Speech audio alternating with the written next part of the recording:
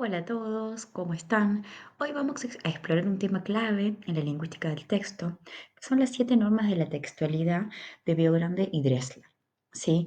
Este libro fue publicado originalmente en 1972 y traducido al español en 1997. Esa es la versión que nosotros trabajamos, ¿sí?, en la materia. Eh, Básicamente nos da una base para entender qué hace que un texto sea realmente un texto, ¿sí? Y no solo una cuestión de palabras, sino de cómo se van a ir conectando y cómo funcionan en la comunicación las palabras, ¿sí? Vamos a ir viendo cada norma con ejemplos. Es un video corto, ¿sí? Simplemente para acompañar la lectura y eh, básicamente para que cuando lo lean y después vean el video puedan hacer como un cierre, una recapitulación interesante, ¿sí? Si yo me pregunto qué es un texto, no va a ser solo una lista de palabras, sino que es una herramienta de comunicación humana. Los autores dicen que el texto o que un texto funciona gracias a ciertas normas, ¿sí? Veamos este ejemplo, ¿sí? Que podría estar, por ejemplo, en una señal de tráfico. Niños jugando despacio, ¿sí? Parece simple, pero para que funcione necesita reglas para que lo hagan comprensible y útil. Estas normas son las 7 que vamos a ver ahora, ¿sí?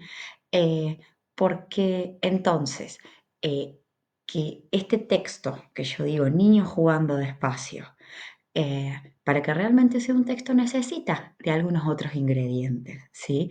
Y va a depender de la coherencia, de la cohesión, que es algo que ustedes ya han estudiado, pero estos autores le dan un plus de algunas cuestiones que me parece muy interesante que podamos abordar juntos ahora. La primera norma es la norma de la cohesión, que tiene que ver cómo las palabras se conectan gramaticalmente.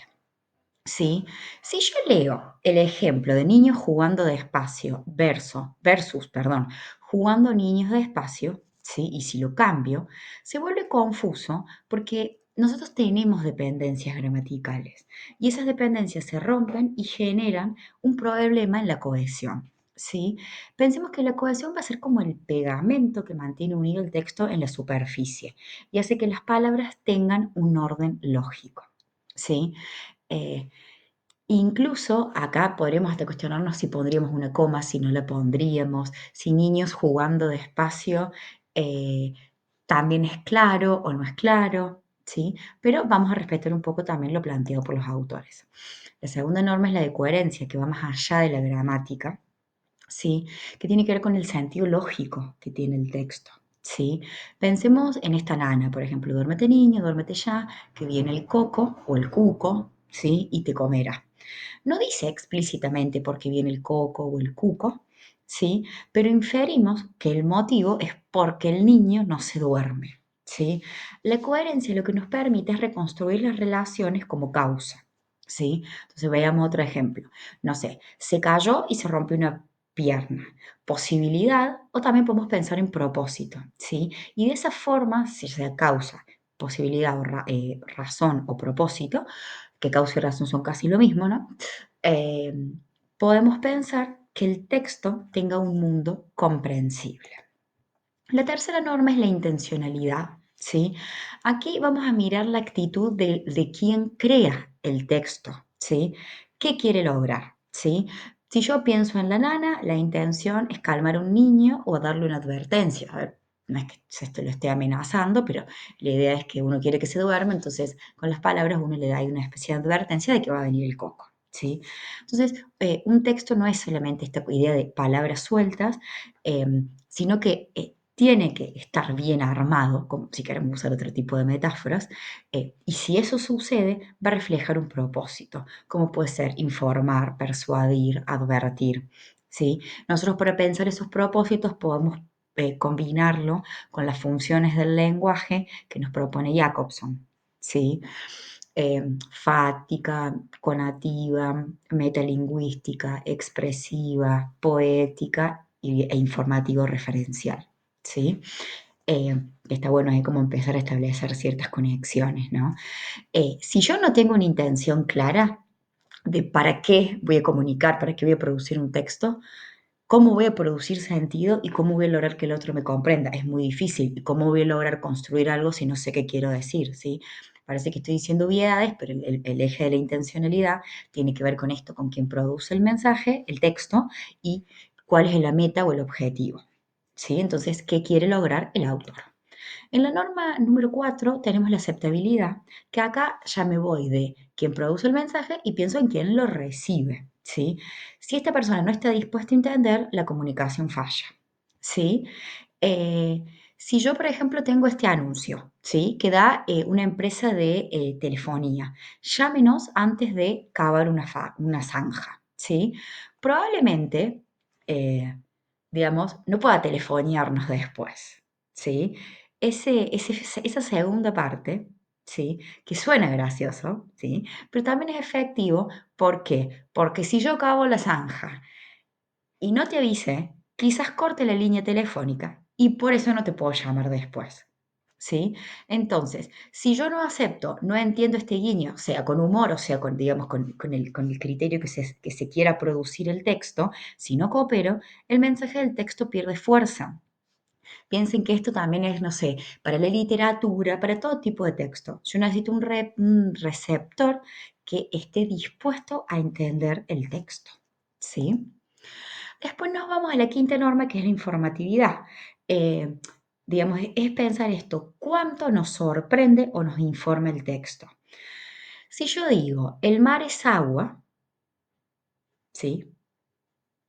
Es obvio, ¿sí? Pero si yo digo, por ejemplo, eh, a ver, es obvio, no tiene informatividad porque es algo que todos sabemos que el mar es agua, ¿sí? Pero si sigo, con el mar es agua, pero está lleno de sales y organismos, ¿sí? Mi mensaje ya se vuelve interesante, o mi texto, ¿sí? Entonces, yo tengo que pensar si el texto que se está produciendo es predecible, eh, aburre o si es confuso, si frustra. Entonces, la idea acá es una cuestión como lógica, ¿sí? De que esa informatividad tenga, digamos, una línea de sentido, ¿sí? Eh, entonces acá yo voy a ver cuánto de novedad o de sorpresa hay en el texto, si es inesperado o es impredecible, qué genera. ¿Sí? Entonces el truco acá en esta norma está en la informatividad, en cómo se va presentando la información. ¿Sí? La sexta norma es la situacionalidad, es decir, cómo el contexto da sentido al texto. ¿Sí? Si yo leo en una señal de tráfico, y volvemos al comienzo, ¿sí? Niños jugando despacio en esa señal, ¿sí? Sabemos que es para conductores, no para peatones. ¿Por qué? Porque yo le estoy pidiendo al conductor que circule despacio, ¿sí? También sabemos que por una cuestión de espacio, de tiempo y de velocidad, una señal de tránsito no puede tener un texto muy largo porque el conductor tiene que prestar atención a la conducción y no a los carteles. ¿Sí? Entonces, la situación es una calle o un espacio donde circulan autos, pero donde yo también puedo esperar que haya niños jugando. Entonces, la situación hace que ese cartel o ese texto sea relevante. Si yo pongo este cartel dentro de una iglesia, no tiene sentido porque no hay peligro para los niños, porque no hay autos que circulen, ¿sí? Entonces, esta idea de la situacionalidad tiene que ver con cuán relevante es la situación, digamos, o el texto en el contexto, mejor dicho. Si lo iba a decir al revés y me iba a cometer un error. Pensar el texto en su contexto, ¿sí? Y fíjense que a esto lo podemos conectar muy bien con los propuestos de Halliday, ¿sí? Entonces vean que esta teoría es muy permeable y nos permite ir combinando con otros autores que trabajamos en nuestra materia, ¿sí? La última norma es la intertextualidad, ¿sí? Porque a veces un texto depende de otros. Por ejemplo, si yo veo un cartel que dice fin de la limitación de velocidad, ¿sí? Solo tiene sentido si yo antes vi un cartel que me avisaba que tenía que circular despacio porque había niños jugando, habrá un periodo, digamos, digamos, un periodo de tiempo en el que yo voy a circular y voy a tener que tener ese cuidado, pero en algún momento este cartel de fin de la limitación de velocidad me indica que ya ahí no es esperable que haya niños, entonces es un nuevo texto, ¿sí? Eh, A ver, también puede pasar en una parodia, en un texto, ¿sí? Acá podríamos vincular con autores como Genet, Pasquin, Kristeva, que hablaron de intertextualidad y de cómo un texto se conecta con otro, dialoga, se vincula, ¿sí? Interactúa, le responde, es una crítica, es un homenaje, ¿sí? Tenemos como muchos términos vinculados a la intertextualidad y un montón de autores que uno puede retomar, ¿sí? Entonces, eh, ¿qué pasa? En algunos textos, ¿sí? Yo voy a tener algún texto que sea original, que siempre va a ser eso cuando yo pienso el huevo o la gallina, que queda ahí primero, pero después, ¿sí? Yo siempre voy a pensar a un texto en relación con textos previos, ¿sí? Esa es la cuestión de la intertextualidad, ¿sí? Como para ir cerrando, porque dije que no iba a ser largo, ¿sí? Los autores, Legrand y Dressler, dicen que las 7 normas constitutivas de los textos son, entonces, ¿sí? Las que vimos, ¿sí? Recuérdenlas, memorícenlas, ¿sí? Sin ellas no hay textos. Y también nos hablan de algunas normas o principios regulativos. La eficacia, que es tener, digamos, el menor esfuerzo a la hora de comunicarme, la efectividad, ¿sí? Voy a volver a la eficacia, así digo todo junto. Cuando pienso en la eficacia y en el esfuerzo mínimo, ¿sí? Eh, pienso en que sea fácil de usar el texto y lo que estoy diciendo. La efectividad tiene que ver con el impacto de mi mensaje, ¿sí? La adecuación se va a conectar, hablamos de equilibrio, pero tiene que ver con un encajar, con un conectarse, con un vincularse con la situación comunicativa, ¿sí? Y juntos estas ideas nos muestran cómo un texto vive, se comunica y por eso ahí tenemos aquí en la presentación que dice que todo esto hace que un texto sea funcional, ¿sí? Eh, Pregunto, ¿sí? Como para dejar ahí esto, digamos, como para abrir un diálogo que podría continuarse en el foro, en el foro de avisos recientes y demás. ¿Qué opinan? ¿Estas normas están en los textos que consumimos a diario? ¿Qué piensan? ¿Sí? Los invito ahí como a pensar un poco, ¿sí? Y por último, simplemente decirles muchas gracias. Cualquier duda, consulta, pregunta, queja o lo que fuere, aquí estoy. Saludos y excelente semana para ustedes.